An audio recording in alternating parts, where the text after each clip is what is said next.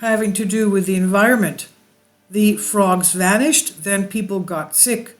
This was no harmless coincidence.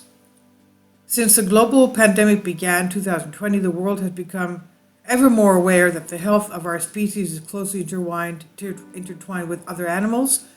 Today, the conversation mostly focused on birds and mammals, with amphibians rarely considered, but that may be a dangerous oversight.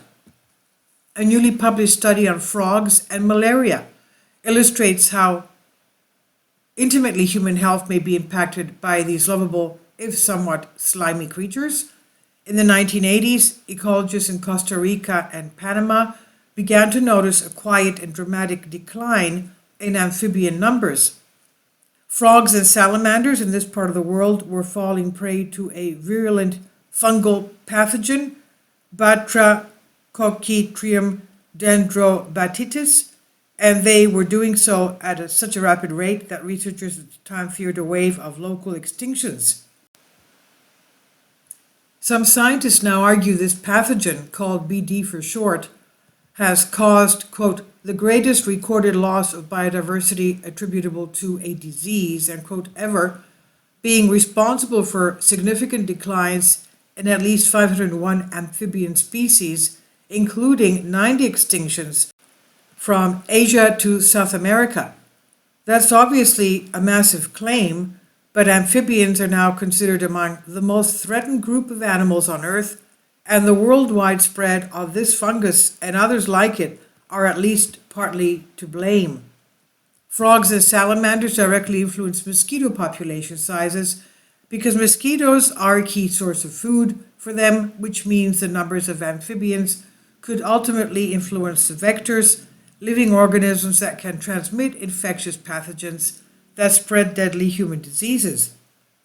Using Central America as a case study, researchers have now tried to illustrate how creatures like frogs may ultimately benefit human health. The findings, which were first presented in 2020, have now been peer-reviewed, and they show that BD-driven amphibian losses led to a substantial increase in the increase of malaria, a disease transmitted by infected mosquitoes, first in Costa Rica in the 1980s and 1990s, and then again in Panama in the early 2000s as the fungus spread east. To the author's knowledge, this is the first causal evidence of amphibian losses impacting human health in a natural setting. The study relied on the multiple regression model to estimate the causal impact of BD-driven amphibian decline on malaria incidence at the county level in Costa Rica and Panama. Comparing the amphibian decline map and malaria incidence map between 2076-2016, researchers found a clear pattern that could be predicted with high accuracy and confidence by their model. In the 8 years after substantial amphibian losses from BD, there was a spike in malaria cases equivalent to about one extra case per 1,000 people. This extra case would, in all probability, not have come about had it not been for the recent amphibian die-off. In a usual outbreak of malaria, incidence rates usually peak from about 1.1 to 1.5 cases per 1,000 people.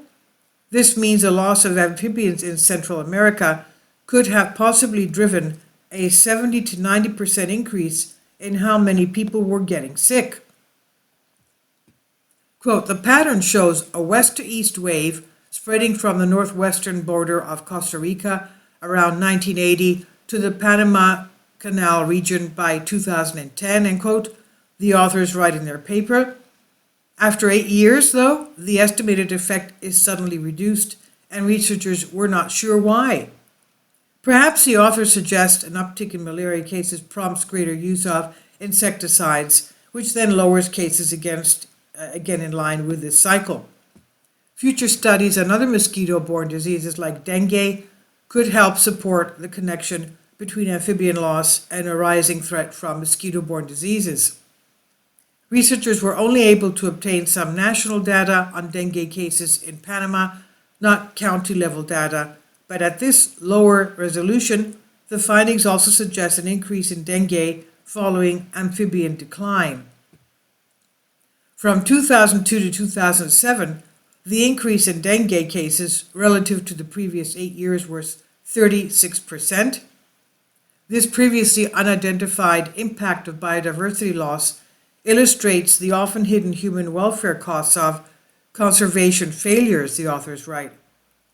If scientists and decision makers fail to reckon with the ramifications of such past events, they also risk failing to fully motivate protection against new calamities like international spread of the emergent and closely related pathogen Batrachochitrium salamandrivorans through incompletely regulated live species trade, he said. As you read this, B. salamandrivorans is hitching a ride around the world with global trade, and it threatens not just the future of amphibians but the health of our own species. As the current study reveals, frog and human health often go hand in hand. We're stuck together whether we like it or not. This study was published in the Environmental Research Letters, and it's by Carly Casella on Science Alert. Please leave your comments. Thank you for your support. Kindly support my Patreon account. The daily posts are 5 videos daily, and they are totally different from what I have on my YouTube channel. Thank you so much for your support and that you find all my content so interesting. You'll find the Patreon account details in the description box below.